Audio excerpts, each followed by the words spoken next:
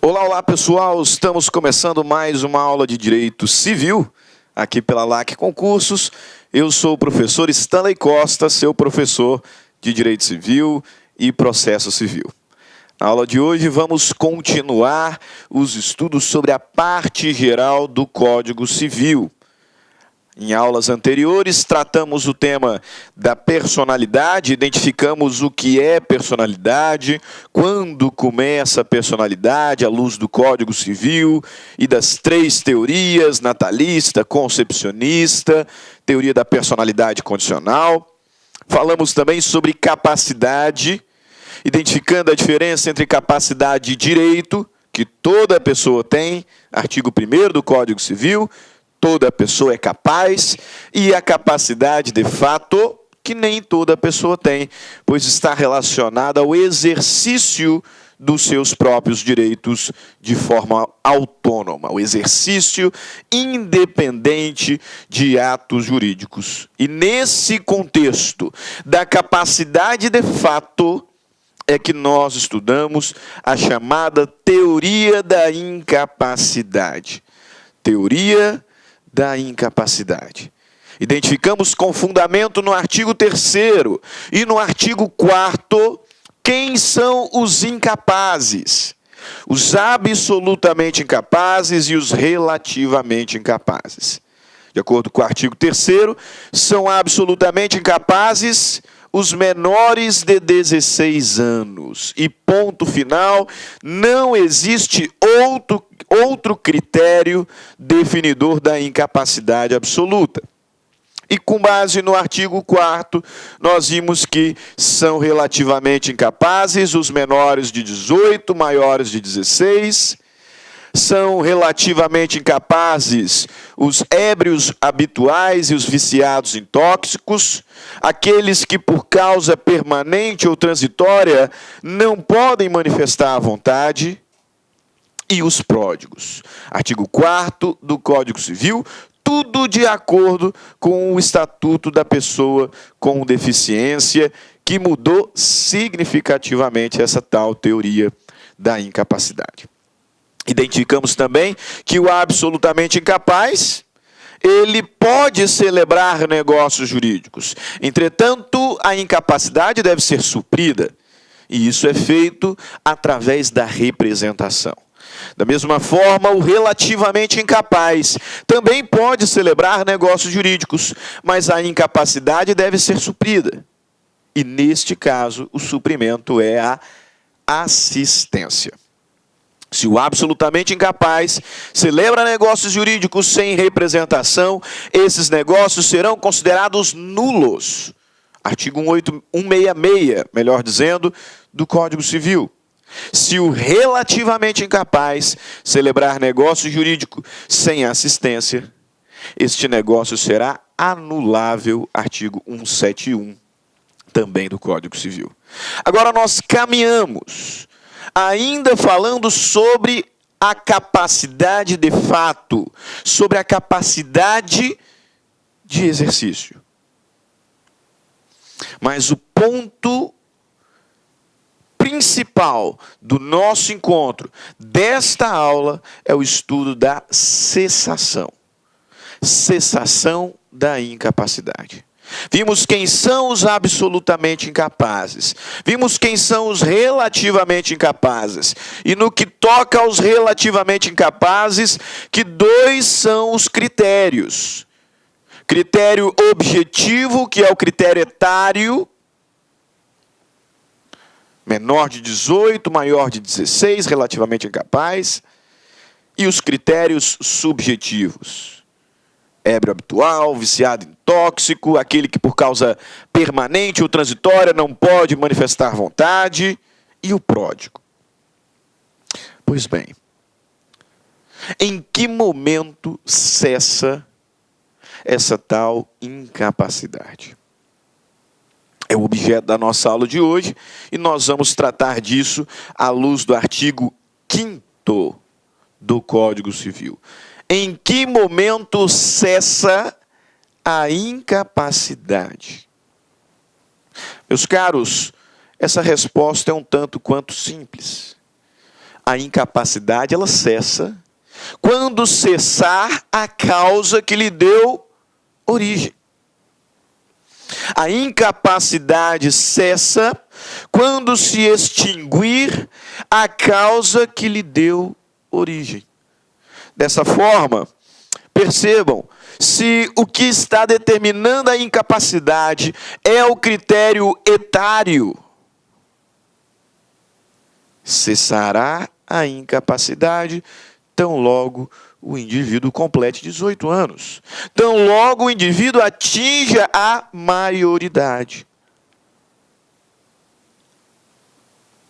Agora, se o que determina a incapacidade é algum dos critérios objetivos, ou melhor, critérios subjetivos, você bem sabe, com base no que nós trabalhamos última aula, que esses critérios subjetivos são aplicados por meio de decisão judicial.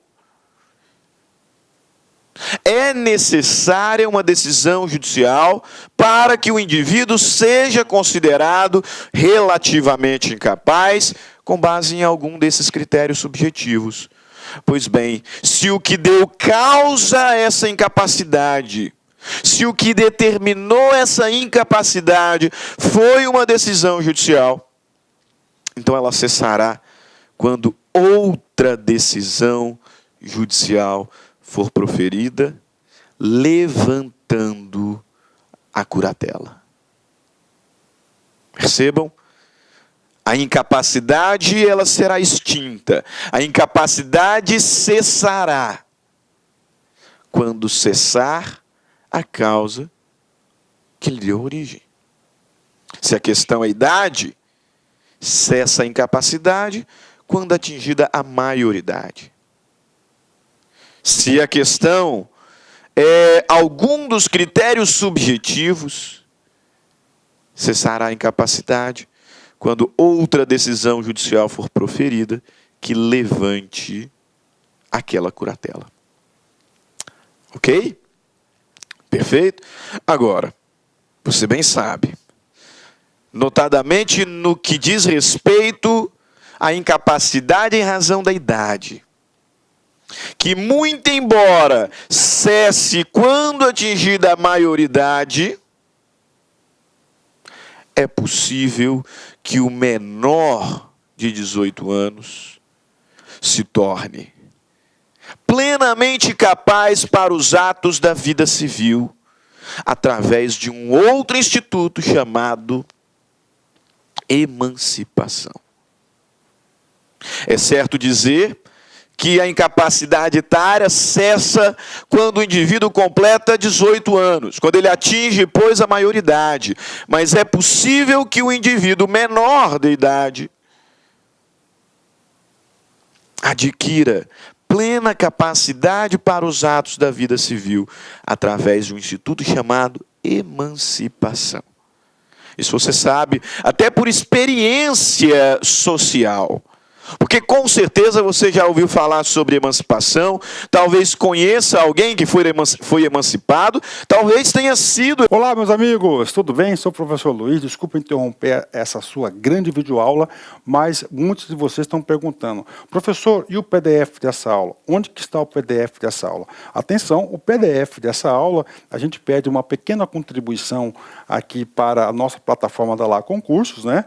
Olha só, atenção, todos os PDFs, não só dessa aula, mas todos os PDFs que eu falo que é do curso do TJ, da playlist da Lá Concurso TJ Pará 2019, né? Mais o Personal Coach. O que é o Personal Coach? É a nossa ferramenta pedagógica, ou seja, você pode assistir também esse vídeo, tá, lá na plataforma através do Personal Coach. Personal significa pessoal e coach significa treinador.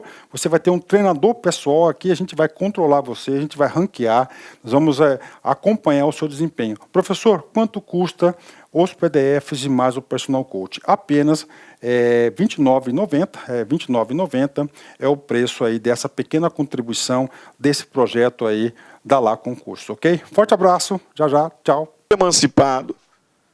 Portanto, tal instituto não é novidade para você. O que talvez seja novidade, só talvez, é o fato de que existem 3 espécies de emancipação. É isso mesmo. A emancipação faz cessar a incapacidade do menor de 18 anos. Existem 3 espécies de emancipação. Você sabe quais são? 3 espécies de emancipação. Emancipação voluntária, emancipação judicial e emancipação legal. 3 espécies de emancipação. Emancipação voluntária, emancipação judicial e emancipação legal. Qual a diferença entre elas, professor? É isso que nós vamos anotar a partir de agora, começando pela emancipação voluntária. Portanto, vamos para a lei. Artigo 5º do Código Civil nos traz a seguinte redação: a menoridade cessa aos 18 anos. A menoridade cessa aos 18 anos completos, quando a pessoa fica habilitada à prática de todos os atos da vida civil. Portanto, quando essa pessoa torna-se plenamente capaz. Plenamente capaz. Perfeito? Essa é a regra. Mas o parágrafo único nos diz, tipificando o instituto da emancipação, que cessará para os menores a incapacidade quando, pela concessão dos pais, ou de um deles, na falta do outro, mediante instrumento público,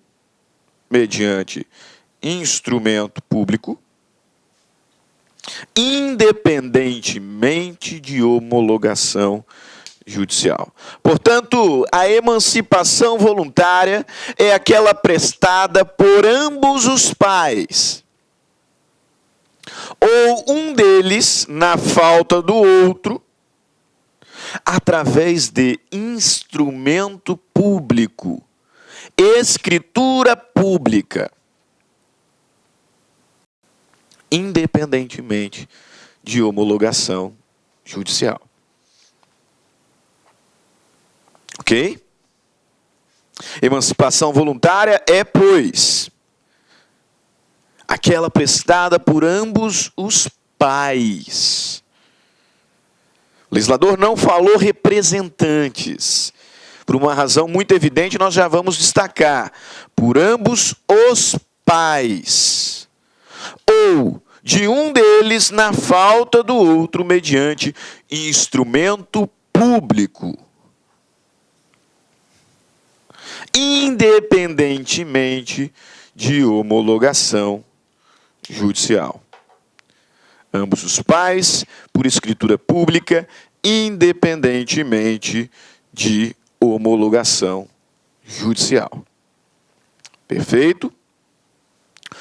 Ok. Nesse contexto aqui, meus caros, costuma aparecer algumas questões, alguns dilemas, e que vez ou outro os candidatos a determinado concurso público são levados ao equívoco, são levados ao erro, apesar de terem estudado, porque esses conflitos, essas questões não foram apresentadas oportunamente. Isso não vai acontecer com vocês. Definitivamente não. E a primeira questão interessantíssima acerca da emancipação voluntária é a seguinte: imagine aquele casal que se divorciou,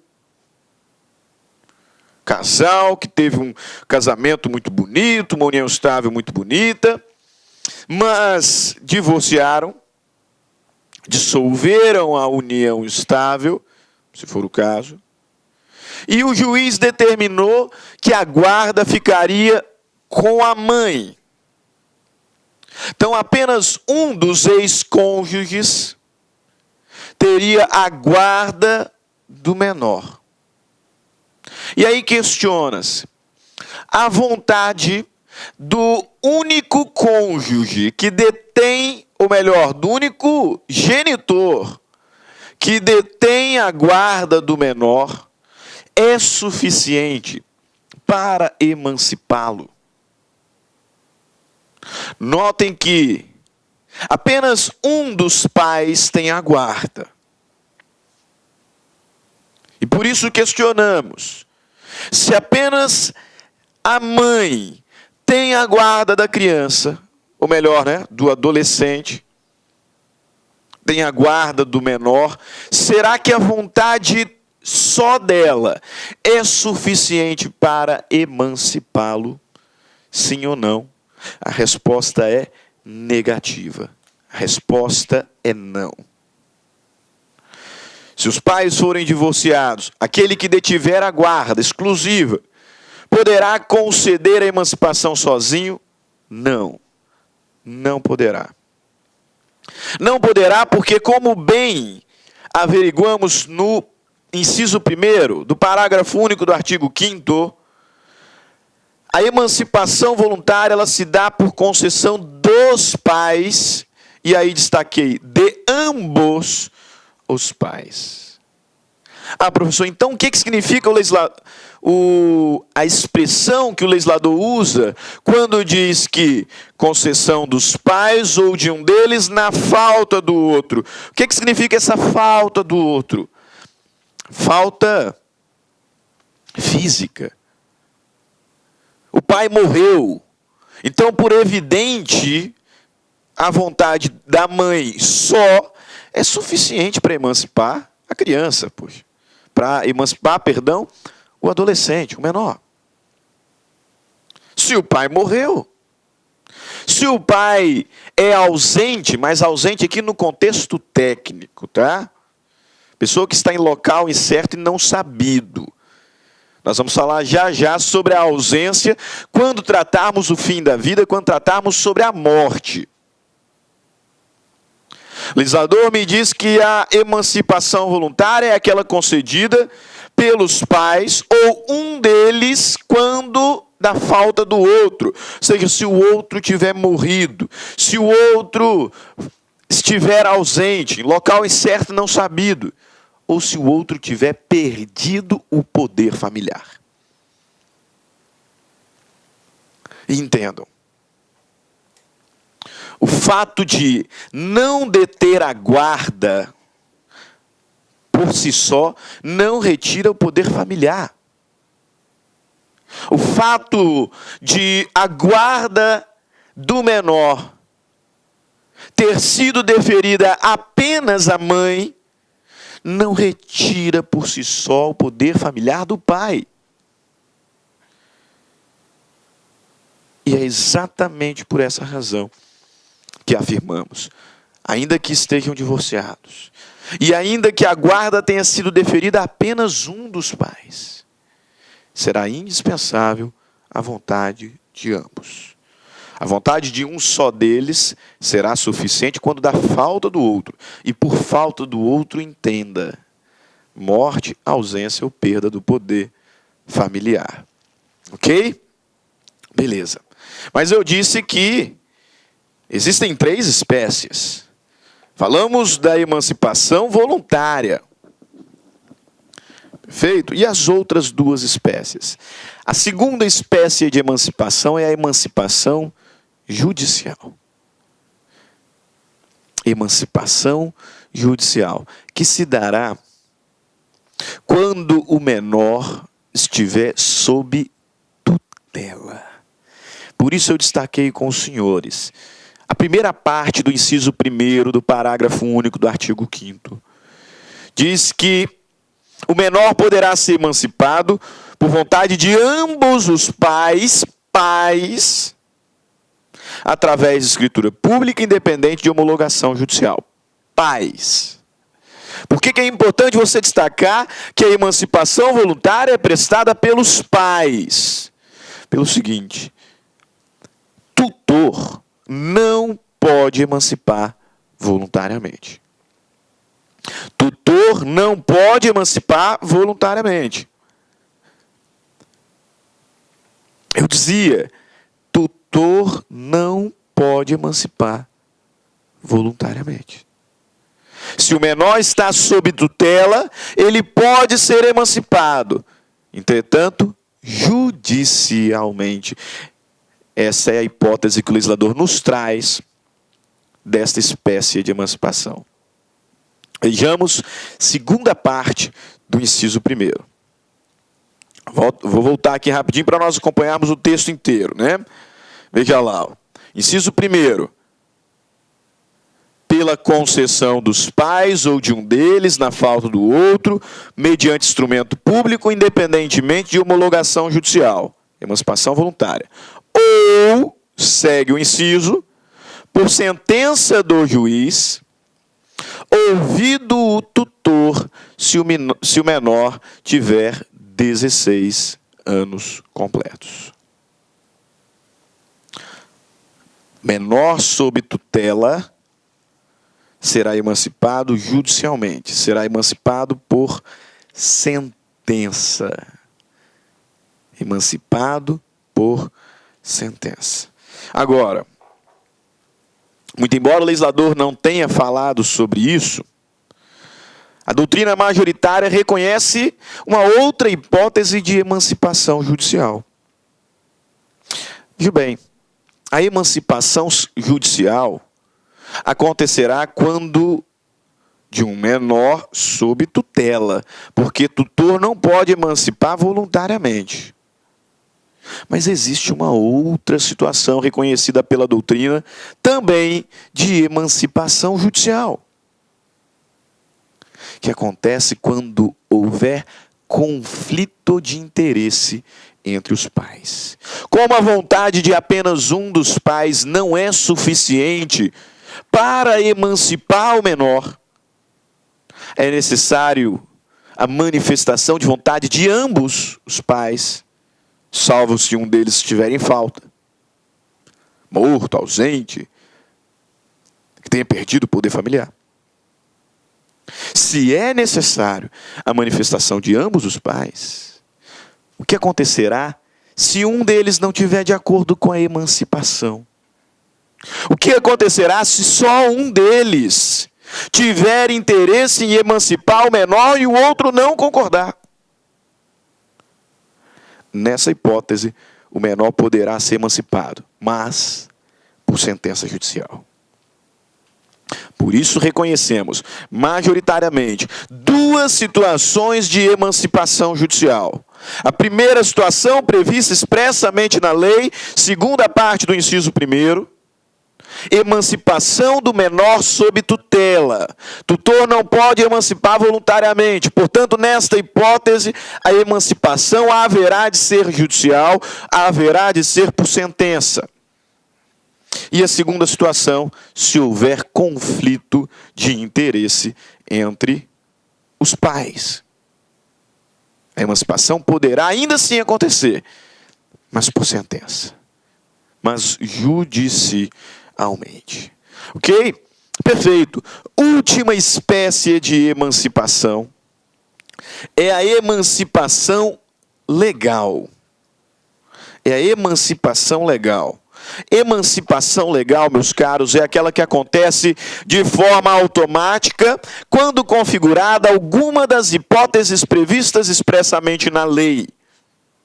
O legislador, no artigo 5º, parágrafo único, a partir do inciso 2º, nos apresenta uma série de situações que, quando configuradas, culminam na emancipação do menor. Por isso, emancipação legal. Emancipação por força de lei. Porque, configurada alguma das hipóteses previstas expressamente no nosso ordenamento jurídico. Quais são estas hipóteses de emancipação legal? Vamos ao texto. Inciso 2º do parágrafo único do artigo 5º. Cessará a incapacidade pelo casamento. Cessará a incapacidade pelo casamento. O legislador, no direito de família, nos instrui acerca da chamada idade núbil. A idade núbil no Brasil é 16 anos. O que significa isso? O menor com 16 anos pode casar, mas ele dependerá de concordância dos pais. Nós vamos aprender em direito de família que o menor, maior de 16 anos, pode casar desde que tenha o consentimento dos pais. E se os pais não consentirem, aí ele também poderá casar, mas precisará de uma decisão judicial. Então, como regra, o maior de 16 pode casar com o consentimento dos pais, independentemente de qualquer decisão judicial. Se os pais, por algum motivo, não concordarem com o casamento, ainda assim o menor, maior de 16, poderá casar através de decisão judicial. Ok? A idade núbil no Brasil é 16. Em verdade, lá no direito de família, nós vamos identificar que existem algumas situações, duas, para ser preciso, em que o menor de 16 poderá casar também. O menor de 16 poderá casar também.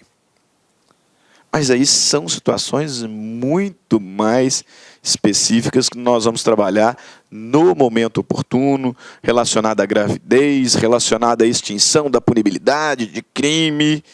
Só que essa extinção de punibilidade já não tem mais no Código Penal, então nós teríamos que entrar muito em detalhes e não é o tema da aula de hoje. O que eu preciso saber é que, casando-se o menor, ele será emancipado por força de lei. Também cessará a incapacidade pelo exercício de emprego público efetivo. Emprego público efetivo. Tá? Esse inciso que é um tanto quanto estranho, porque, em verdade, eu não sou administrativista, mas não reconheço a possibilidade de um menor de idade assumir um emprego público efetivo, né? E, se eu não me engano, inclusive, existe vedação legal lá nas leis do direito administrativo. Então, acho um tanto quanto estranho, mas esse inciso cai bastante em provas de concurso. O emprego público efetivo emancipa. Não estou falando de estágio. Estou falando de cargo comissionado. O emprego público efetivo emancipa. Cuidado, pois, com as pegadinhas. Ok? A colação de grau em curso de ensino superior. Colação de grau em ensino médio não emancipa. Tá? O sujeito que cair nessa pegadinha, que é recorrente, tem que apanhar. Para com isso, pessoal. Quase todo mundo cola grau no ensino médio antes dos 18. Colar grau em ensino médio não emancipa. Tá? Essa aqui também é uma hipótese complicada de acontecer, mas se acontecer, a colação de grau em curso superior emancipa. Superior. E, por fim, pelo estabelecimento civil ou comercial, ou pela existência de relação de emprego, desde que, em função deles, o menor com 16 anos completos tenha economia própria. Ou seja, o estabelecimento civil ou comercial ou a relação de emprego que confira ao menor economia própria. Aí ele será também emancipado por força de lei. Ok? Nós precisamos ainda, antes de resolver algumas questões, destacar aqui Olá, meus amigos, tudo bem? Sou o professor Luiz. Desculpa interromper essa sua grande videoaula, mas muitos de vocês estão perguntando: professor, e o PDF dessa aula? Onde que está o PDF dessa aula? Atenção, o PDF dessa aula, a gente pede uma pequena contribuição aqui para a nossa plataforma da Lá Concursos, né? Olha só, atenção, todos os PDFs, não só dessa aula, mas todos os PDFs que eu falo que é do curso do TJ, da playlist da Lá Concurso TJ Pará 2019, né? Mais o Personal Coach. O que é o Personal Coach? É a nossa ferramenta pedagógica, ou seja, você pode assistir também esse vídeo, tá, lá na plataforma através do Personal Coach. Personal significa pessoal e coach significa treinador. Você vai ter um treinador pessoal aqui, a gente vai controlar você, a gente vai ranquear, nós vamos acompanhar o seu desempenho. Professor, quanto custa os PDFs e mais o Personal Coach? Apenas R$ 29,90 é o preço aí dessa pequena contribuição desse projeto aí da Lá Concurso, ok? Forte abraço, já, tchau. Destacar aqui alguns pontos essenciais. Alguns elementos que são indispensáveis, principalmente para você que vai fazer um concurso público. Porque várias questões de certames anteriores estão relacionadas a esses pontos aqui, que eu vou ressaltar com vocês. Então, muita atenção. Primeiro ponto.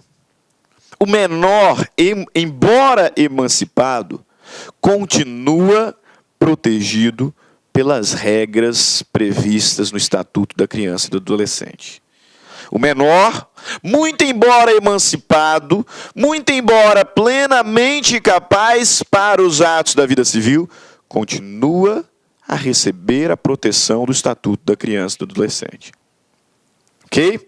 Isso quem nos diz é o enunciado 530 do Conselho de Justiça Federal. Enunciado 530, observem, a emancipação por si só não elide a incidência do Estatuto da Criança e do Adolescente. A emancipação por si só não elide a incidência do Estatuto da Criança e do Adolescente. Inciso segundo.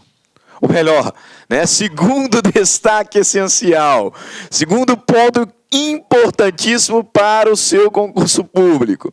A emancipação, notadamente a emancipação voluntária, é ato irrevogável, é ato irretratável. Se os pais voluntariamente prestaram a emancipação, eles não podem depois revogar tal ato. Eles não podem depois retratar-se deste ato. A emancipação é ato irrevogável, é ato irretratável. Entretanto, é ato que pode ser invalidado. É ato que pode ser anulado por algum vício de vontade, por exemplo. A emancipação, eu dizia, é ato irretratável, é ato irrevogável. Entretanto, pode ser anulada. Pode ser anulada por vício de vontade. E isso nós encontramos em várias decisões, tanto que o Conselho de Justiça Federal também publicou enunciado no sentido, enunciado 397 do CJF, a emancipação por concessão dos pais ou por sentença do juiz está sujeita à desconstituição por vício de vontade. Por vício de vontade. E aí, nesse contexto aqui, me permito fazer uma nota.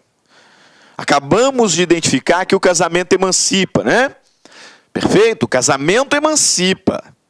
Aí eu te questiono, se o menor de 18, maior de 16, se casa e meses depois divorcia, ele volta a ser incapaz? Você entendeu o que eu falei? O casamento emancipa. Se o menor de 18 contrair núpcias, ele será emancipado por força de lei.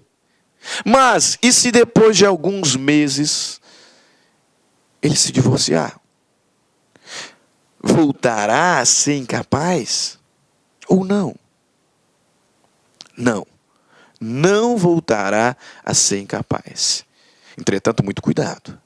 Muito cuidado, porque o casamento ele pode ser dissolvido por divórcio, pode ser dissolvido por morte, e em qualquer dessas duas hipóteses, o menor não voltará a ser incapaz.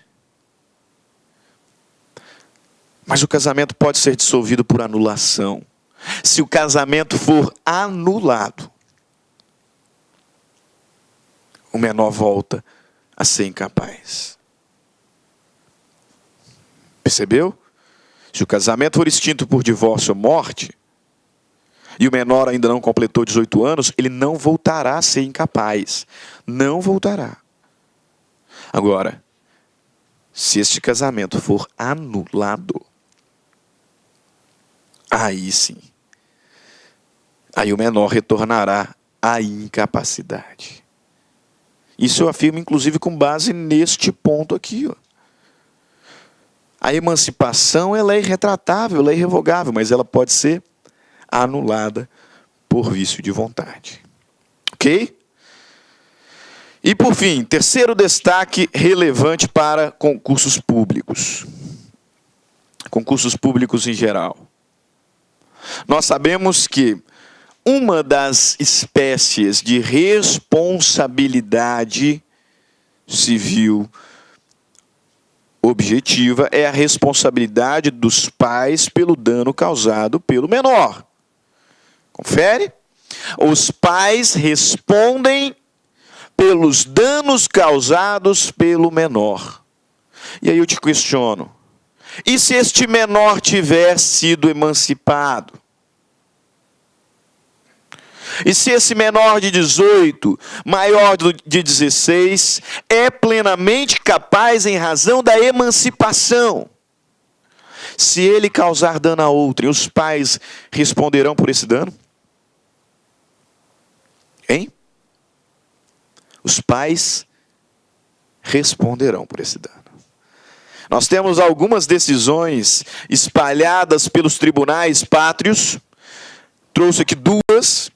Recurso especial 122.573 do Paraná e recurso especial 764.488 do Mato Grosso, no sentido de que os pais continuam a responder pelos danos causados pelo menor emancipado. Mas aí com um detalhe.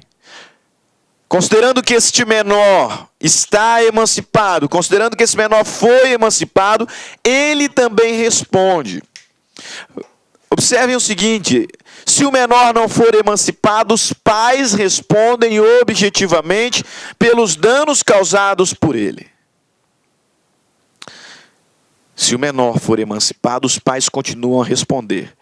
Mas aí eles responderão solidariamente com o menor. O menor também responderá. E conjuntamente a ele, solidariamente, continuam a responder os pais. Várias decisões Brasil afora e enunciado 41 do Conselho de Justiça Federal. A única hipótese em que poderá haver responsabilidade solidária do menor de 18 anos com seus pais é ter sido emancipado nos termos do artigo 5º, parágrafo único, inciso 1º do novo Código Civil. Ok? Perfeito. Para fechar a nossa aula, para fechar o nosso bloco, algumas questõezinhas aqui de concurso para resolvermos rapidamente e assim seguirmos o estudo da parte geral do Código Civil com os direitos da personalidade. Vamos lá? Questão da CESP, prova de juiz, aplicada em 2016. Veja lá. Para se adquirir a capacidade civil plena, é necessário alcançar a maioridade civil. Mas é possível que, ainda que maior de 18 anos, a pessoa natural seja incapaz de exercer pessoalmente os atos da vida civil. Para se adquirir capacidade civil plena, é necessário alcançar maioridade civil. Mas é possível, ainda que maior de 18 anos, a pessoa natural seja incapaz de exercer pessoalmente os atos da vida civil. Certo ou errado? Muitas pessoas consideraram essa questão acertada. Mas eu te digo, não está. Não está. Essa questão está errada.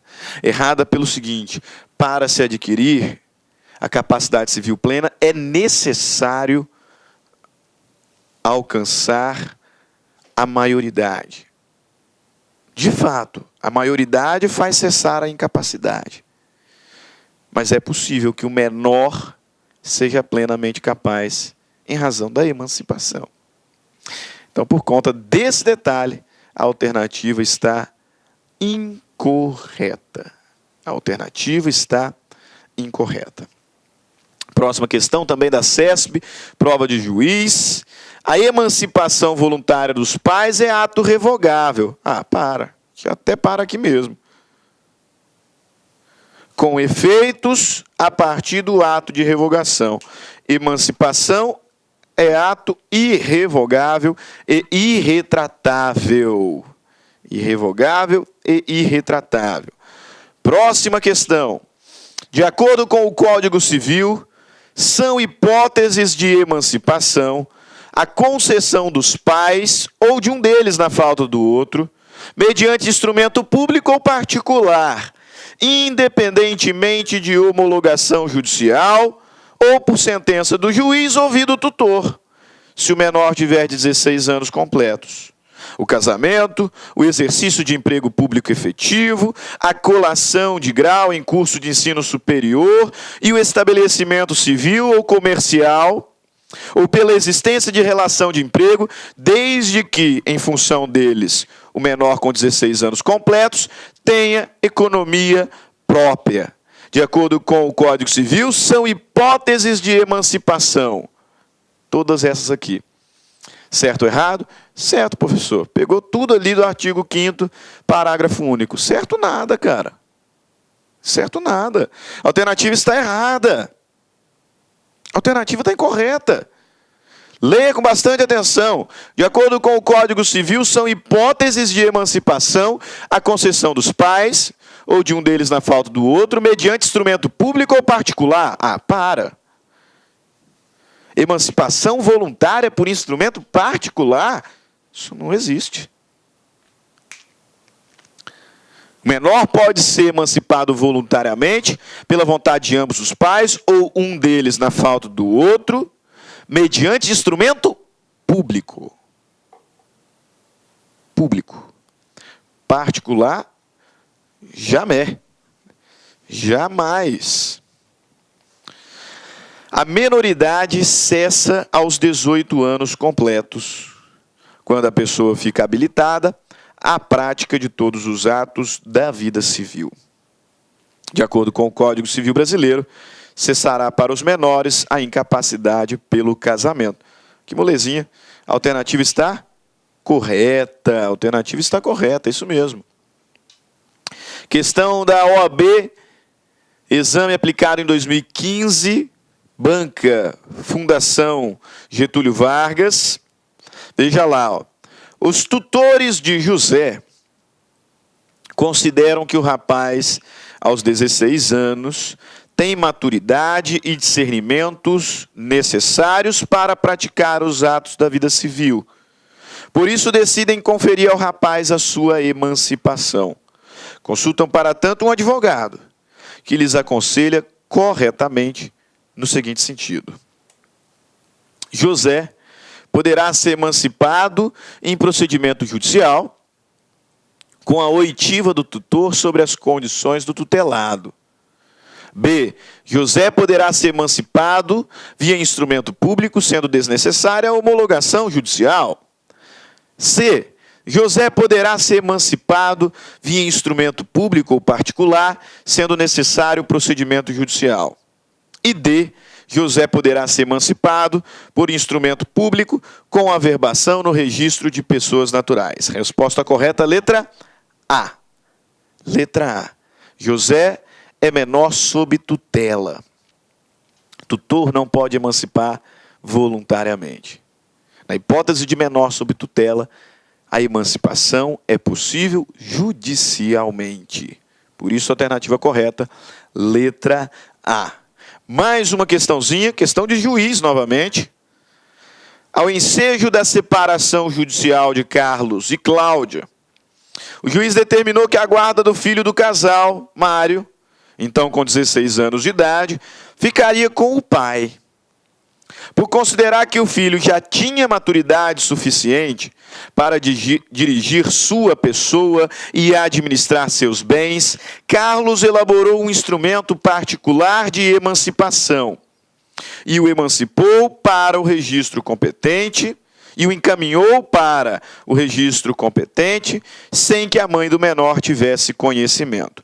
Na hipótese, a emancipação é válida, pois cabe prioritariamente ao pai emancipar o filho. Ah, para, né? Bem machista aqui essa alternativa, né? É válida, pois o pai, por estar com a guarda do filho, detém o poder familiar com exclusividade. C. É válida, pois qualquer dos genitores pode emancipar o filho independente da vontade do outro. D. Não é válida exclusivamente porque o poder familiar deve ser exercido em igualdade de condições pelo pai e pela mãe. Tá certo? O único problema é a manifestação exclusiva do pai? Tem mais problema, né? Não é válido porque, além de o poder familiar dever ser exercido em igualdade de condições pelo pai e pela mãe, a emancipação voluntária somente pode ser materializada por instrumento público. Alternativa E, alternativa correta, X da questão. Meus caros, terminamos aqui mais um bloco de estudos sobre o direito civil aqui na LAC Concursos. Falamos sobre a cessação da incapacidade. Voltaremos no próximo bloco falando sobre os direitos da personalidade, também tema muito cobrado em concursos públicos, por isso conto com a sua presença e com a sua audiência. Grande abraço a todos, fiquem com Deus e até a próxima aula. Tchau, tchau. Olá, meus amigos, minhas amigas, sou o professor Luiz Antônio Carvalho, quero agradecer você que ficou no final da nossa videoaula e dar 3 recados para vocês aí da LAC Concurso, né? O primeiro é o seguinte, o PDF e mais o Personal Coach, que é a nossa grande ferramenta pedagógica para acompanhar e potencializar, acelerar seus estudos por apenas R$ 29,90. Esse é o PDF mais a metodologia, ou seja, você vai assistir os vídeos, os mesmos vídeos, mas aonde? Na nossa plataforma no YouTube, ela é a nossa plataforma do site, ok? Por R$ 29,90. E também, lembrando para vocês que nós estamos preparando uma ultra revisão de véspera de no mínimo 20 horas, tá? Eu coloco no mínimo porque eu tenho certeza que nós iremos aí ultrapassar, né? Essa carga horária de 20 horas do conteúdo focado para o TJ Pará. Essa revisão é 100% baseada em exercício da banca do CESP, né? Que a gente já começou os preparativos dessa nossa super revisão. Começará a ser disponibilizado esse conteúdo a partir do dia 6 de janeiro. E essa super revisão é pay-per-view, tem que ser no site da LAC, por apenas R$ 39,90. E se você quer mandar um recado, conversar com o professor Luiz Antônio, faço um chamamento para vocês que nós temos um programa semanal chamado Concurseiros, que a gente transmite ao vivo, sempre às 19 horas, horário de São Paulo. E o primeiro programa de estreia, dia 30/10, estarei aqui com vocês. Bacana? Então, forte abraço com vocês e até a próxima aula, se Deus quiser. Tchau, tchau. Fui!